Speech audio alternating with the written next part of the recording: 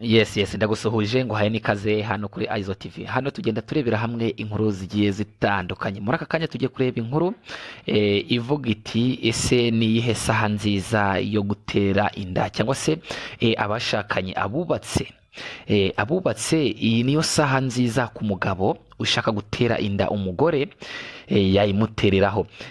Reka turebere hamwe rero isaha nziza niba wifuza gutera inda cyangwa se niba wifuza gusama umenya isaha nziza rero wasamiraho cyangwa se waba uri umugabo ukamenya isaha nziza watereraho inda yawe inda umugore wawe. Abashakashatsi ku bijyanye n'imyororokere bamaze igihe bashaka igihe nyacyo cyatuma umugore atwara inda byoroshye cyane ko ku bagore benshi bibagora gusama, naho abandi ugasanga ntibazi igihe nyacyo cyo gusamiraho. Abashakashatsi ku bijyanye n'imyororokere bamaze igihe bashaka igihe nyacyo cyatuma umugore atwara inda byoroshye. Bemeza ko buriya mu masaha ya mu gitondo aribwo udusabo dukora intangangabo dusohora nyinshi kandi zifite imbaraga.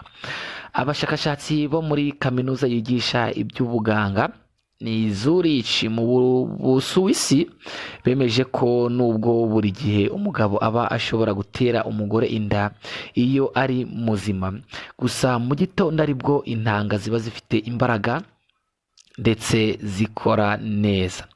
Aba bashakashatsi bemeje ko buriya saa moya n'igice za mu gitondo aribwo umugabo aba afite amahirwe menshi yo gutera umugore we inda, kuko aribwo aba afite izifite imbaraga kandi nyinshi.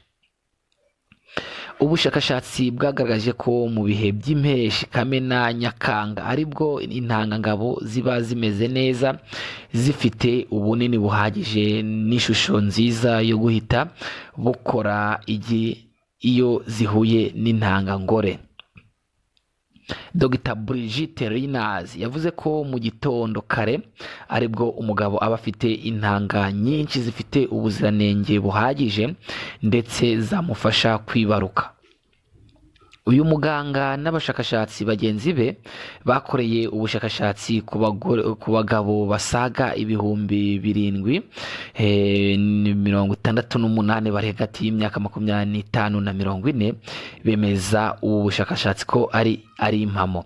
Nubwo aya masaha benshi baba bitegura kwerekeza mu kazi, abandi bakarimo, aba bashakashatsi bavuze ko hari abagabo bagira ngo ntibabyara kandi batera akabariro mu masaha intanga zabo ziba zidafite imbaraga bikabagora kubyara.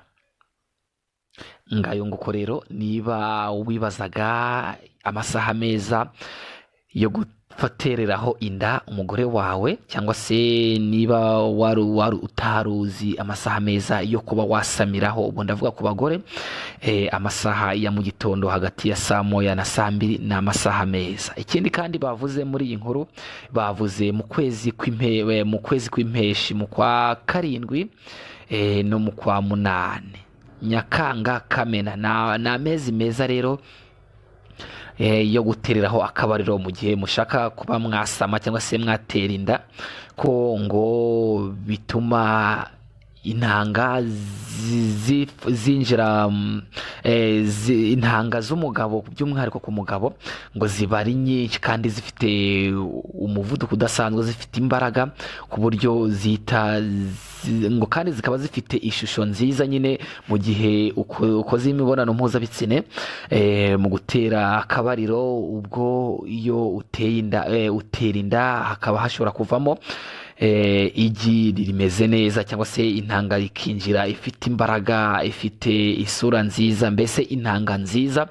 Muri aya mezi ni amezi meza rero yo kuba watera inda. Niba wari ufite ikibazo cyo kudatera inda, ushobora kuba udatera inda bitewe n'isaha utereraho. Abashakashatsi nyine nk'uko babishize hanze bagaragaje ko saa moya n'igice na saa mbiri ariyo masaha meza ku bagabo yo gutera inda, kuko ngo niho umubiri uba wakoze intanga nyinshi kandi zifite imbaraga, zifite umuvuduko udasanzwe, intanga nyinshi nzima kandi zujuje ubuziranenge.